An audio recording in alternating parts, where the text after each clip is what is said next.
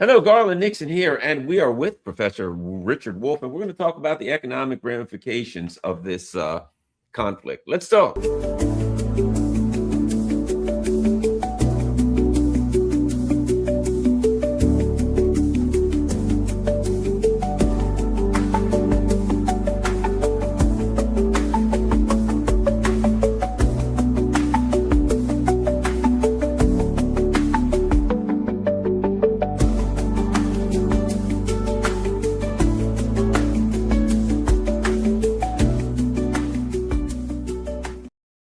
Well, you've probably heard the old adage, you can choose your actions, but you can't choose the consequences of your actions.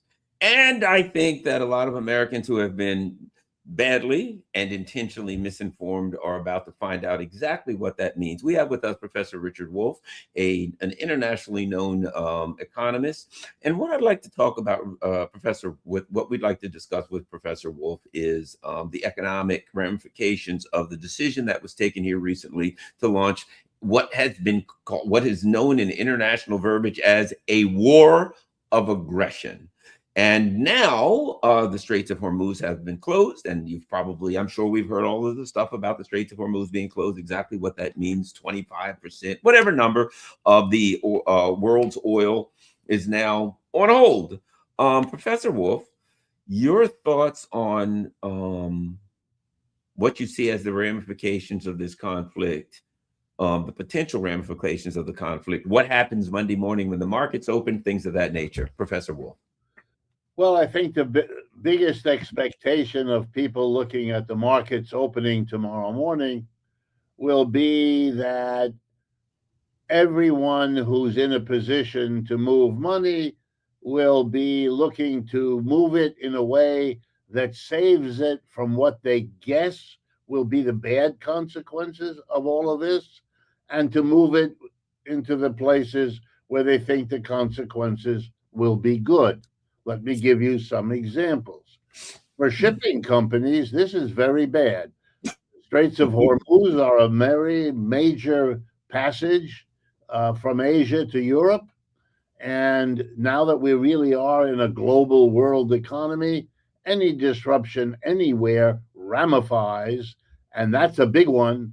And if it's closed, and if it stays closed, and if all the ships, not just those that carry oil or liquefied gas, but all the other ships carrying everything else, then you're going to have the kind of disruption that we heard about a few months ago, if you will remember with me, when quote unquote long supply chains were disrupted. You may even remember that there was a ship in the Suez Canal that got stuck because it wasn't going in the right direction, and it got pinched between the two coastlines. It's not a very wide waterway. And that held up traffic for, I don't know, 4 or 5 weeks, if I remember correctly. And it disrupted, the passage of lawn chairs from China to Oklahoma, et cetera, et cetera. And everybody was blaming rising prices and so forth on that. Well, the Straits of Hormuz can be much worse, can be about as bad. We don't know yet. Everybody who's involved is gambling. For example, shipping companies are now desperately trying to hire space in freighters to go around the Cape of Good Hope, or the long way around, because you can't take the short way. Oh, the Red Sea. That's right. The Red Sea is closed too, because Ansar Allah has closed the Red Sea. So you got two for the price of one. That's right. And who knows what's going to happen now? Who knows? A small little factoid.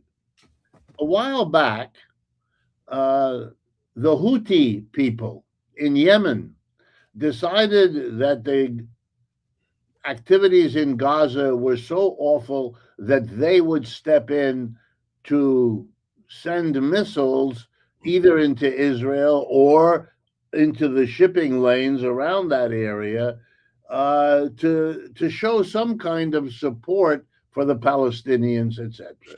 All right, and the United States, led by our great leaders, Republican and Democrat alike, supported bombing the hell out of them. Didn't work. The Houthis are still doing that. They weren't able, with all their sophisticated equipment, they weren't able. Yemen is one of the poorest countries on the face of this earth. And the United States, with supposedly the great equipment of the latest military, couldn't stop it. Couldn't figure out how to. The Houthis went on doing it. They're still doing it when they feel like it. So be very careful what you may be hearing tomorrow. Let me remind everyone of, I believe an American journalist is the man or the woman who said this first. The first casualty in every war is the truth.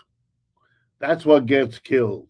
And what you're hearing now about how many American soldiers died or what great all of that you should take not just with a grain of salt, with a boulder of salt, because it'll all be changed soon when finally there's things on the ground.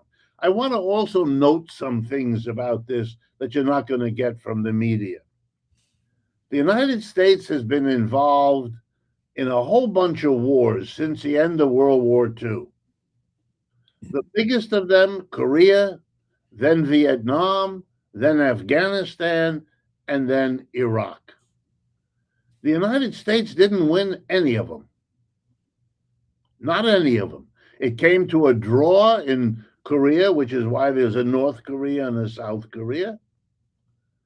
In Vietnam, where the enemy of the United States was the Communist Party of North Vietnam, in case you don't know, that's who's in charge in Vietnam now, because they won and we lost. In Afghanistan, the enemy was the Taliban. Who runs Afghanistan today? The Taliban, because they won and we lost. Iraq, it's not clear who's running that place, but it's not the United States. Okay, we could not prevail militarily over the four arguably poorest countries on this planet. That ought to make you wonder what would possess a country with the record I just summarized to do what it is now doing in Iran. And here's why. Iran is bigger than any of those other countries. It's more industrially developed than any of those other countries. It has a more developed military than any of those other countries. It has an immense border with Russia to take care of any of its needs. And it's got a population that is pretty unified in support for its government. They have disputes in their country, no question. They've had big demonstrations. They have a very famous women's movement demanding big changes inside that society. But when they've been attacked by the Iraqis in a war not that many years ago, and now by the United States, they've come together pretty well, kind of like you might imagine the Americans would if anything like that happened to us. But by doing what we're doing to them, especially killing off leaders that are both political and religious leaders for these people, you're going to mobilize a hostility that you will not be able to control, whether or not you put boots on the ground, whether or not occupation is going to be undertaken. I notice a number of big politicians, including Lindsey Graham, who shoots off his mouth beyond all words, say, oh, no, we're not going to occupy. Somebody must have clued them in that if you did, you'd lose for sure. So they're not going.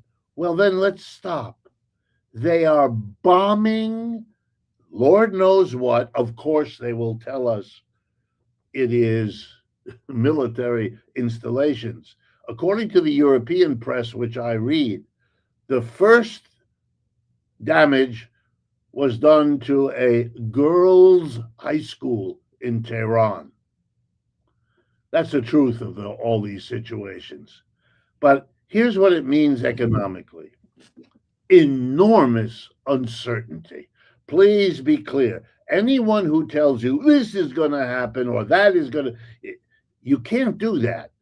First of all, it's only 2 days into the whole operation. Number two, the Iranians now have to react. They didn't attack anybody, they were attacked. The United States has been planning, according to U.S. information, at least 3 months, if not longer, for this. So we have to wait. But uncertainty, which is the one thing I can be certain to tell you is coming, uncertainty about shipping, uncertainty about military movements, uncertainty about what other countries are going to get involved, uncertainty about the price of gold and silver as hedges against the uncertainty that is around us. How much will the price of oil go up, and for how long? That's uncertain right now. It's possible oil will go up $10, $20 a barrel tomorrow. That has happened before in these Mideast wars. And that will mean your trip to the supermarket in your car next week is going to be a lot more expensive than all of that is uncertain. But be aware that uncertainty itself has consequences. And the protection that every player in the world economy is now required to undertake: a new shipping route because Hormuz is blocked, a new decision not to store stuff in a warehouse at another port because it might become a target in this war. And how many of those are there? Lots. Will Europe be drawn in? Americans might want to take advantage of the fact that no European country got involved here. This is an operation of the United States and Israel. The Europeans are holding back. Why? They have a lot to lose. Iranian missiles can get to them quicker than they can get here.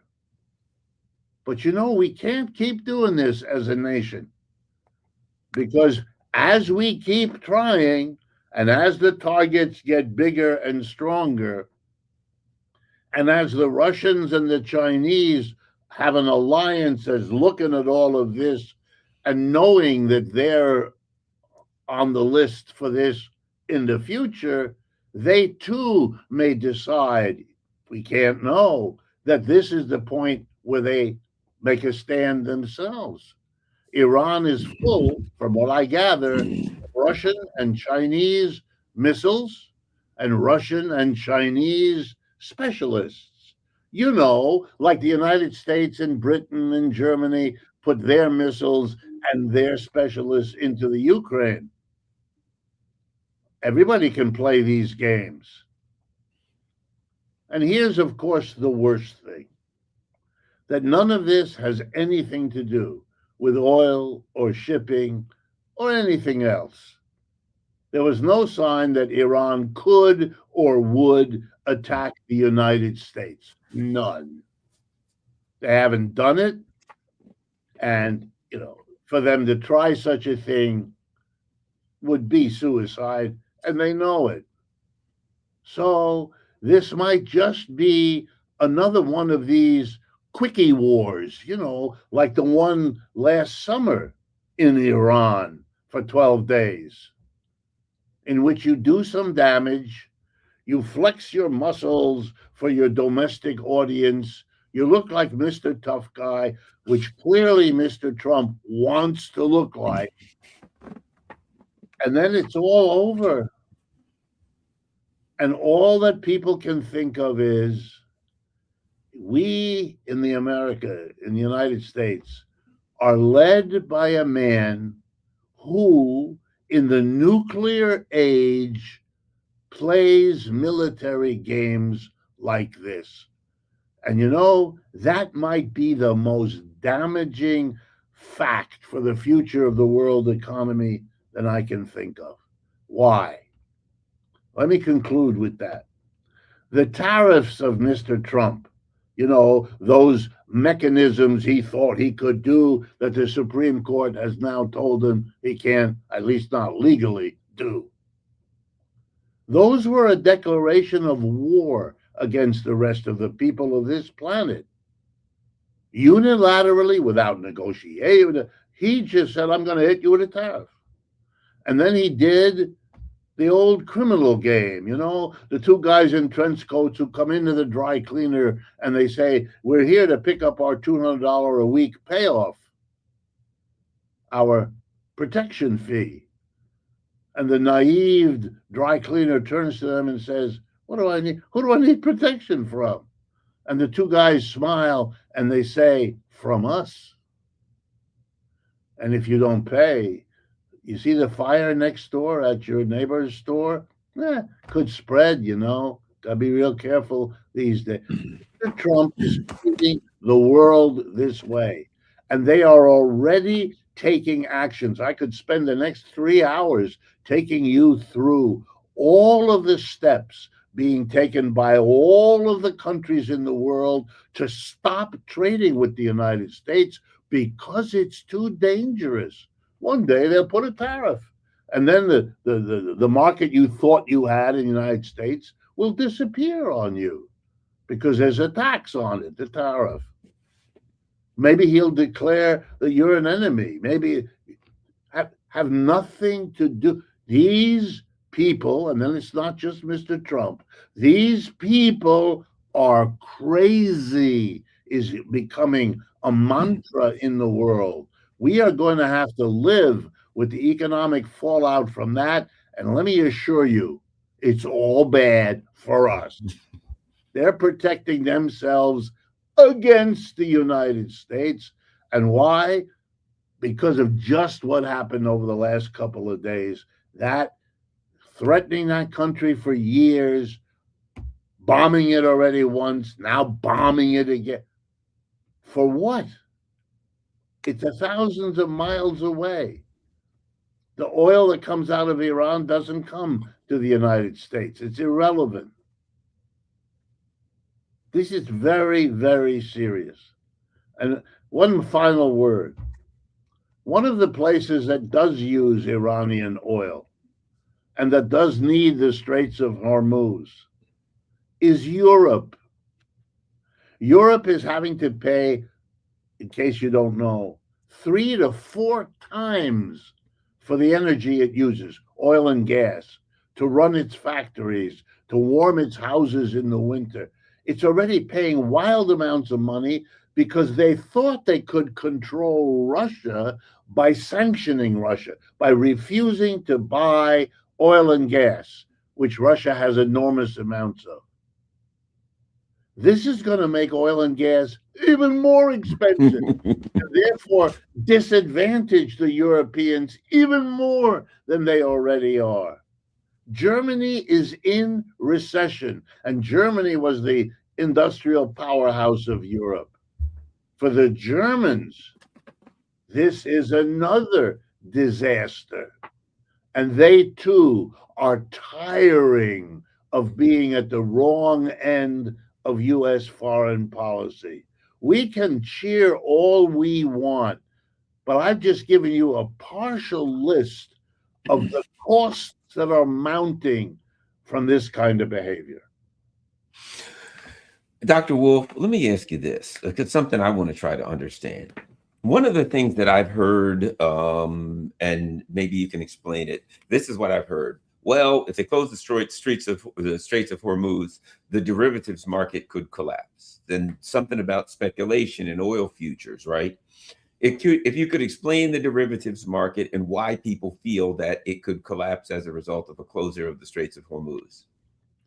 Derivatives market is basically easy. Think of the word derivative, namely something that comes from something else. The gasoline you put in your car is a derivative of the oil that we pull out of the ground. The gas price depends on the oil price because it's a working up. Okay. When you have a market nowadays in anything like oil or so forth, then immediately, and this is very dangerous, but it is the way capitalism works, you begin to have people who create a market. They're typically banks and big wads of money in the hands of wealthy people who want to conduct a speculation on that industry. They don't buy and sell oil to use it, to burn it, to run a factory. No, no, no. They buy in order to sell it, hopefully, at a higher price. The same reason a lot of people buy stocks and bonds. They buy them in order to sell them, to get a capital gain. All right.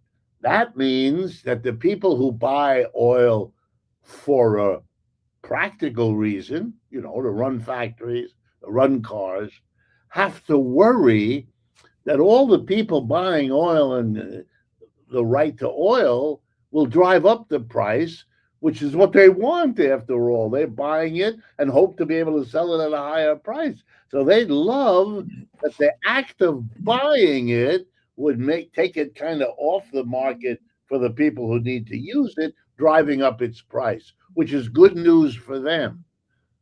But for the people who buy the oil to run their factory, that's not good news. That's bad news. What do they do to protect themselves? Here we go.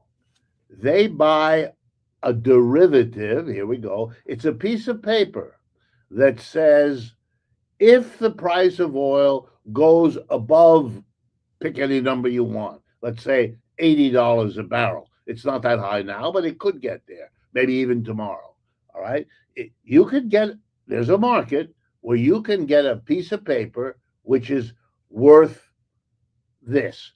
If the price of oil goes above $80, this piece of paper will be worth $200 for every dollar above 80 that the oil goes.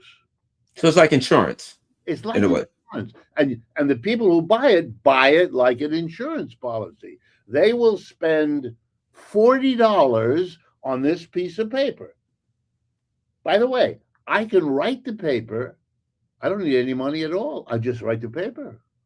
So even if I don't have the money to cover it, I can sell you insurance, even though I don't have the capital to cover the insurance that I'm selling. So it could just collapse. No, let me explain. You can then develop another derivative market which sells pieces of paper to cover the possibility that the piece of paper you bought has no one to cover it. Oh my God. We're going down a rabbit hole. That's right. And you can have layers on top of each other of these kinds of documents, of these kinds of instruments. And that's what we have in the world economy. That's why the following sentence is true. We can't be sure what happens if you have a sharp upturn in the price of something, or for that matter, a sharp downturn. Why can't we? Because we don't even know what the layers of derivatives sitting on top of that are and how well they are covered. I'll give you an example. In 2008, we had a whole lot of derivatives covering an awful lot of markets, particularly covering the market in interest rates. If interest rates go up, blah, blah, blah. So the documents were written, they were bought and sold all over the world. And they asked your question, who's backing this up? And the people who sell the pieces of paper, knowing that question would be raised, had gone to what was then the largest insurance company in the world, AIG Corporation, an American corporation. And the AIG certified that they had insured all of that paper. But when the market collapsed in 2008, when all those middle and lower income people couldn't cover their mortgages anymore, and that's why we call it the subprime mortgage crisis of that time, everybody who had these pieces of paper discovered that the people who wrote them didn't have the money. And the people who wrote them said, okay, don't you worry. We are covered by AIG. And everybody went to AIG, and AIG said, we don't have it. Turned out AIG, never expecting this could happen, hadn't covered itself.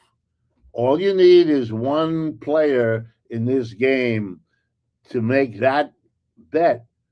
And let me remind you, when you live in a free enterprise economy, they're all free to do that. And the chances that none of them will do it, well, I leave that to you. You're a good American. All of you watching or listening, you know very well what I'm telling you. It's a highly unstable system. If the price of oil varies, or the price of shipping, or God knows what else, then there will be implications for all of the derivative markets and all of the insurances they have or have not taken adequate amounts of. And that will determine what happened. AIG as a corporation collapsed. It collapsed. That's, it had to turn to Goldman Sachs to be bailed out. Goldman could only do it up to a point. I mean, it was a colossal mess. Capitalism is a system that teaches you that it is driven by efficiency. That is, if you allow me a simple word, a crock. That is not true. Every 4 to 7 years, a capitalist economy crashes. We had one in 2000. We called it the dot-com crisis. We had one in 2008. We called it the subprime mortgage crisis. We had one in 2020. We called it the COVID-19 crisis. We're going to have one this year or next, and we're going to call it something else. But don't be fooled. You can change the name. It's been that way for hundreds of years. Capitalism is very, very unstable. When I teach this in the university, because I've been a college teacher all my life, I lean across the podium, I look at the students, and I say, if you lived with a roommate as unstable as capitalism, you would have moved out long ago. Well, when I hear it, it's like, and I used to be in insurance business, a life insurance company insures X amount of people, right? And the first thing I learned about insurance companies is, and I was told this by a person who worked very high in insurance companies, is, remember this, Carla, insurance companies do things, take risks and pay claims. And he says, and insurance companies don't want to do two things, take risks and pay claims. Right. But the issue is this, okay, we sell life insurance to X amount of people, and we take that money and we invest it. That's why life insurance policies accrue value. All these things happen. You can take that value out because they're taking your money and they're investing it. Right. And if X amount of people die, we can pay. But if everybody dies at the same time, they can't pay. And I think that's what we're talking about. But then he explained reinsurers. And I think that's what you're talking about. Okay, we now say we got more people insured than if they all die, we can't pay. They all get poisoned and die. So we take out insurance with another company that says if too many people die and we can't pay them, then you cover that. Who takes that insurance with another people that says if too many people die and we got to pay for too many people die, then you got to pay. And that's kind of like what we're talking about. The issue being, if you close the Straits of Hormuz, number one, if I say if it goes to cost $90, $80 a barrel, I pay X amount per dollar. Right. But then it goes up to $200 or $300. And it's so high that I couldn't possibly pay that. And I start climbing, you insured me. No, you insured me. No, you insured me. And every company that I go above to collapses because none of them can pay. And every single one of those derivatives are worthless. And the whole chain keeps collapsing all the way down. And it kind of sounds like, based on this, in fact, I'm going to say this. Monday morning, Tuesday, Wednesday, Thursday, on any given day next week, there is the potential for that to happen. The only thing, you got it exactly right, Carla. The only thing I would add is that at every step along the way, the capitalist system creates an incentive. I'm going to use your example. If the worst thing the insurance company has to do is make payments and take risks, okay, then what they're going to try to do is nickel and dime everybody on the payments. We know that. Your house burns down. Suddenly, in the small print on page 11 of the policy, it says that if the rain fell in the 2 days before, well, then something or other, they can blame you or they can get out of it. But the other thing they do is they deal with this problem of risk, because if you have a risk, then you want to buy an insurance policy. So you go and buy, like that piece of paper I said before. I made a piece of paper. They give me $40. I'll insure 200 for you. Yeah, but there's a guy next to me who's competing with me. He offers them the same paper at $35, not $40. Oh, then it turns out, are there shysters out there who are competing to get those insurance contracts, and they are taking risks because they're selling it at a low price, which means they can't afford to buy the best quality insurance because they're not charging. Well, you can get out of that by charging a lot for insurance, but then they won't. You're constantly dealing with a system where everybody who's trying to maximize their profit turns out to be undermining somebody else. When you learn it in school, you're taught, no, in order to be more profitable, I have to make my product better or cheaper. Yeah, but if the way you do that is to use inferior material, then yeah, you're going to make a profit, but not for very long, as everybody's car stops running or everybody's washing machine stops washing. That's what we got. Except it isn't a washing machine and it isn't an individual car. It's the whole system that falls apart. And capitalism keeps doing that. I don't want to remind people, but look, our audience, as we're talking, they know what happened in the spring of 2000. They remember that. They remember 2008, and they certainly remember 2020 when the whole economy shut down. That's what we're talking about. Oh, of course, they'll blame the disease, or they'll blame the housing market, or they'll blame, .com enthusiasm. There's always an attempt to blame the particular details of each collapse, but not facing that we live in a system that has been trying for hundreds of years to deal with that instability. We have a whole branch of economics named after a British man named John Keynes. It's called Keynesian economics, to try to deal with the crisis. Did that work? No. Were they able to stop the crises? No. Were they able even to prevent them happening as often? No. The two crises we've had recently, 2008 and 2020, were among the worst we've ever had. They're right up there with 1929 and 30. So don't tell me it's fading away. Don't tell me we're learning how to manage them. No, we're not. No, we're not. What we're doing is trying to avoid facing how serious that problem is. And it's always something that is the final spark. And don't be misdirected by that. It could be this, it could be that. I can't tell you when the crash will come. Nobody can. There's too many variables working their way to that outcome. So could it be this crazy attack on Iran? It could. It could set this in motion. Just like, let me remind folks, in the summer of 2007, you began to see, those of us who do this for a living, housing problems. The number of people who were late in their mortgage payments, you began to see. And we were assured by everybody at that time, George Bush in particular, oh, this is nothing to worry about. It's just a problem in the housing. It's just poor people. It's just until it all collapses. And you'll hear over the next few days and weeks everybody telling you how this is not going to be a problem for the United States. Not going to be a problem.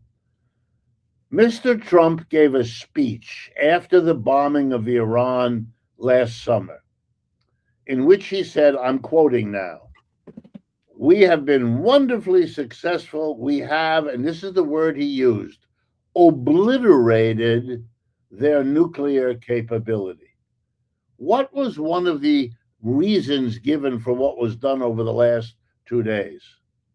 Their nuclear capability. Well, I mean, either he was telling us something that wasn't true back last summer, or he's telling us something that isn't true now. But if you obliterated it, then it can't be here again, 6 or 7 months later. That's not how clear science works. It just, and so there you have it. You have an enormous increase in uncertainty on an economic system that does not handle that well. Now, here's the other part I want to ask you about. Monday morning, and I'm in the business of trading and things like that, or I'm advising you, your corporation, you've got this or that. Okay. I want you to be safe. I am your financial advisor. Don't I have to look and say, that ain't safe? But get your money the heck out of that real quick, right? Don't I have to look and say, we're going to have problems and we've got a lot of money sitting in gold because we wanted, that seems like it's pretty solid right now, so we put a bunch of money in gold, but it looks like we're going to have money making our bills. We're going to have to sell some of that gold so that we're more liquid. You know what I mean? Now I'm like, we're worried. What are we going to do? We don't have capital. Sell some of the gold and we'll have 200 million in capital sitting because we're going to need that. We also have money in silver and this and that. Aren't there going to be people saying some of the things and besides, gold may go down, this may go down, get out of that. And let's sit this money here where this is more safe in pork bellies, whatever. Aren't there going to be people yanking money out of their safe zones, trying to put it in somewhere else, search capital, looking for a safe haven, which then yanks gold or silver, and that goes up, and then you get this spin into this kind of instability where things are flopping, people are panicking, and you get that panic sell-off thing starting to happen. You will have that. You've already had that. Gold went, if you look at gold just as an example, it went up for most of the last 2 or 3, 4 years. Yeah. Pretty much in a straight line. Then, starting about a month or two ago, it stopped going up in a straight line. It began bouncing around, and that was a sign that some of the people who had seen the value of their holdings in gold double or triple, just fantastic, were saying, gee, let's not get greedy here. Let me sell some of it just to put it aside. Can that happen? Yes. Will it happen? For sure. But here's the problem. Meanwhile, the very things that made people go into gold are increasingly doing that. The interest in gold is not because of gold. People should understand. The rise in the price of gold is an escape from a refusal to continue to hold dollars. It's a comment on the United States. People around the world look at the United States and scratch their heads. How did you come to put into power this orange man? What is this? A man who declares tariff on everybody. A man who goes around saying he's going to take countries, independent countries that have their own people and their own government, whether it's Greenland or Canada or Panama or Lord knows what else he's Cuba, got. Venezuela, kidnap the leader, whatever. Right. Who snatches a leader out of his bed or may have killed Mr. Khamenei in Iran. I don't know whether that's true or not. This is a country that people around the world are looking at. And, I hate to have to say it. I'm an American. I was born in Ohio. I'm as American as you want. But I have to say, honestly, the whole world is looking at this place as having gone crazy, having had too many problems kicked down the road for too long a time, and it's not coping very well, and it is turning to somebody who really doesn't understand real well what's going on, and who's out there doing crazy things and saying crazy things. Let me give you an example to show you what I mean. I live in New York City, and I'm not too far from a very elegant neighborhood where people live called Fifth Avenue. Everybody's heard Fifth Avenue, fancy shops and all of that. Okay, if you walk down Fifth Avenue at night, one of the first things you'll notice is it's dark. And why is it dark? Because all the apartments, these are residential apartments, are empty. Nobody's in there. So at night, no lights don't go on because, well, what is that? Well, if you talk to a realtor, which I've done, you discover that an enormous percentage of these apartments are not owned by the people who occupy them, or are not occupied by the people who own them. They are investments. Wealthy people all over the world take a part of their money because it's thought to be prudent and put it in the United States. Why? Because the United States is or was the safest place to hold your money. So if you're a rich, I don't know, Brazilian, or you're a rich Norwegian, or you're fill in the blank, you're smart. You take a part of your money and you don't keep it in your own country because it's volatile. You put it. All of that is now changing. If you are, for example, a Muslim, you will have noticed that the war in Afghanistan was against Muslims, and the war in Iraq was against Muslims, and that a lot of our president's speech is anti-Muslim. Okay, suppose you're a rich Muslim. Do you really want to support the American economy by investing your money, keeping it in a bank in New York, investing in a Fifth Avenue apartment? Or maybe, and even if you don't think about it, your children are saying to you, don't do that, Daddy. That's, I can't go to school there anymore because it's not safe for me. And you're giving them money. I mean, there's something wrong here. Well, you're discovering all over the place people like that, but also professional investors. Don't keep your money in the United States. The US dollar remains the single most important currency in the world. That brings the United States all kinds of privileges. However, like everything else, it brings other things too. And one of the things is if you dare to begin to show that you are unstable, then people are going to say, whoa, I'm not keeping my money there. Because in their instability, they might take actions that damage the dollar.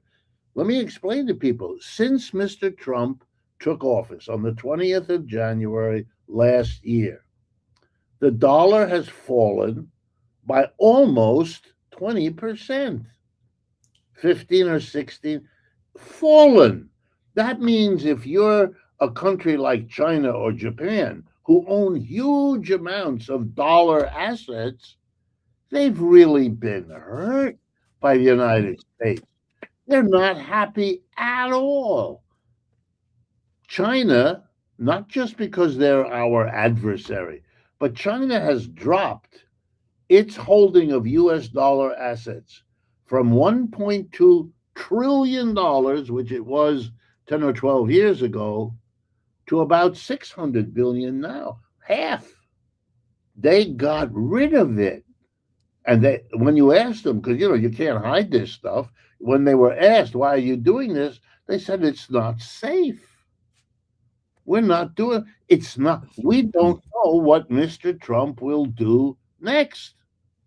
And we don't want to get stuck with a currency losing its value. And of course, this is what economists call a self-fulfilling prophecy. If you're Chinese, or for that matter, anybody else, and you think the dollar might go down, and then it starts to go down, you know what you do? You sell. And you know what that does? Drives it down more. So that When that goes quickly, we call that a crash.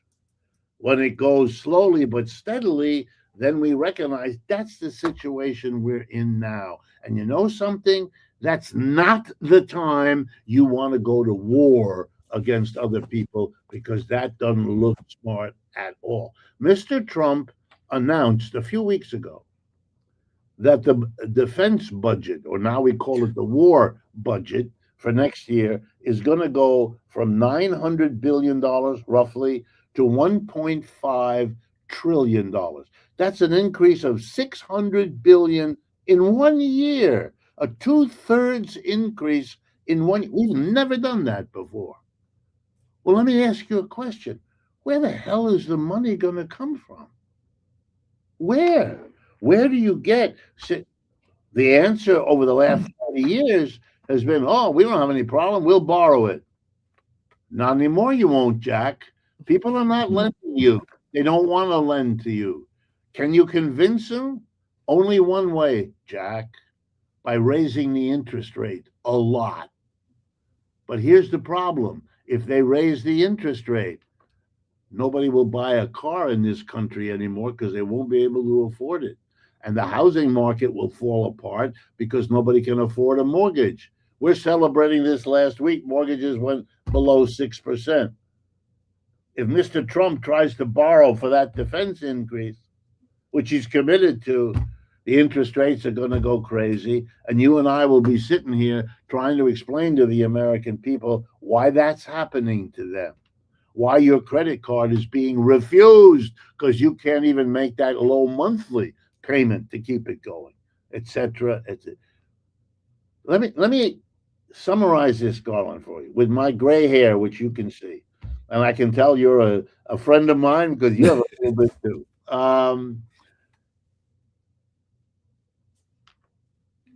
When I sit down with my fellow economists, we have a beer, we have a cup of coffee, or whatever. A funny thing happens. We don't agree on how the United States got into the situation it's in now. And we don't agree on how to get out of it. But here's what we agree on, and we're all kind of taken aback by the fact we even agree on this. Here we go. And I'll say it just speaking for myself, but they agree. This is the worst condition of the American economy in my lifetime.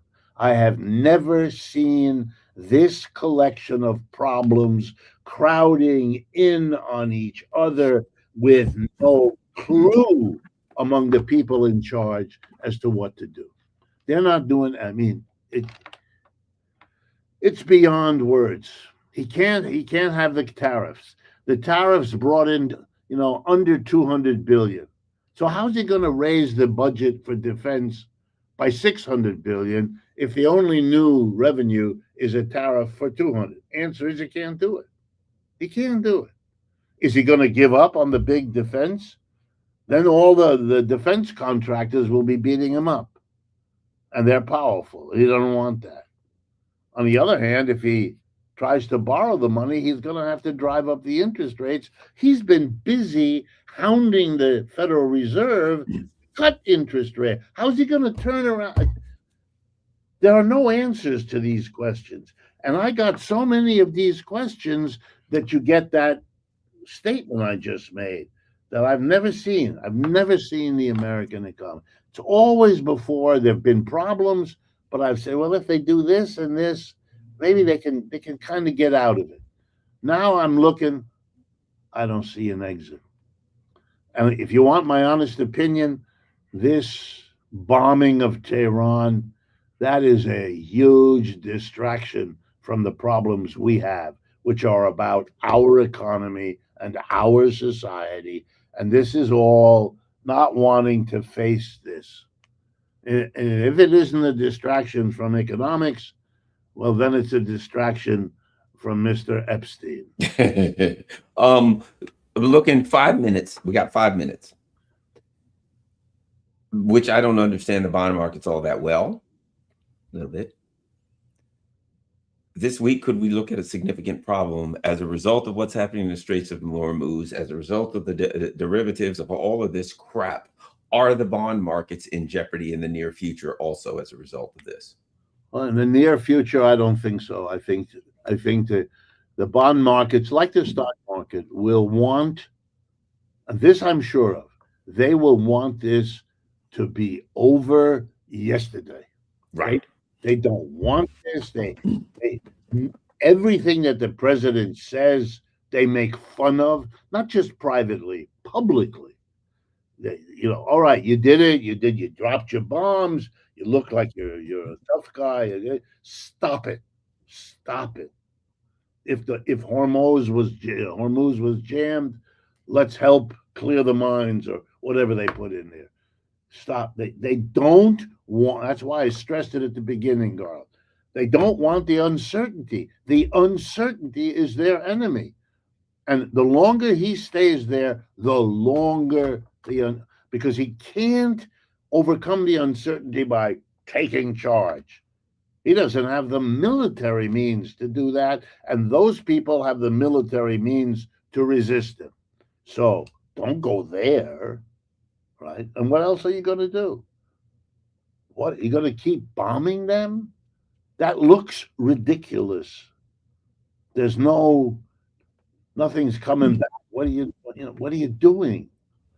You bombed a girls' school, you killed a bunch of girls, and then you announced that 3 American soldiers were killed. And the whole rest of the world says, yes, that's what's going on. That even looks like the Israelis in Gaza. They killed 50 people and 2 of their soldiers got hurt. Instead of their prowess, look what we're doing, it looks like what it is. That's why the word genocide comes up. Do you really want this? No one in the world, even the Europeans, don't support this. What are you doing? Oh, they're going to get hurt bad with the Red Sea closed, and they don't produce oil and gas like us. Right. They get all of theirs. If this goes on for weeks or a month or two, Europe is finished. They'll have to shut down all of their industry. Let's face it, it's shutting down on its own. They don't need help.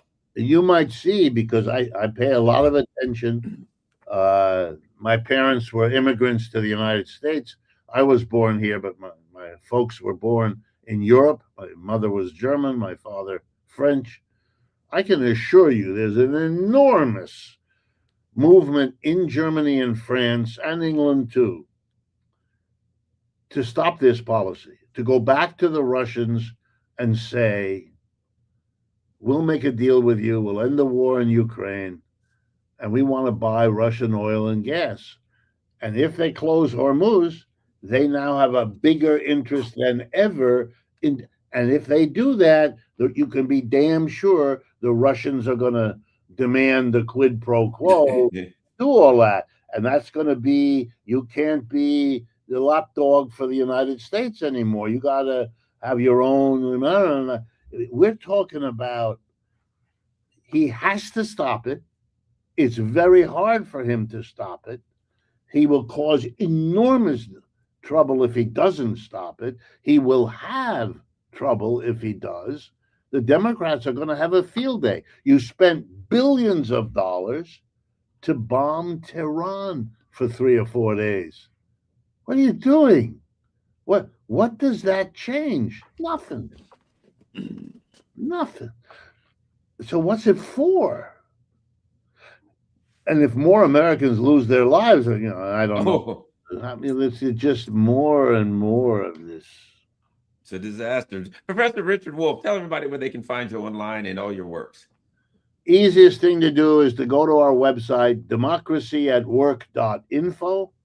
But if you're interested, we also have a growing Substack program. And again, you go Democracy at Work, Substack.com, and you can find everything there. Thank you very much. Really appreciate it. Everyone, follow the Professor Richard Wolff. We appreciate it. We've all learned a lot here. Thank you. And I want to thank everyone who supports this channel through Patreon and Buy Me a Coffee and all that kind of stuff. Don't forget, there's a lot of people that still use snail mail. So there's a P.O. box if you want to send me whatever, your manifesto. I've actually gotten some manifestos, which caused me to say I need to write my own. But what would I put in my manifesto? I don't know. Thanks a lot, Dr. Wolff. Thanks a lot, everybody. Hey, don't forget, share this on all your social media platforms so others can learn too. We're out.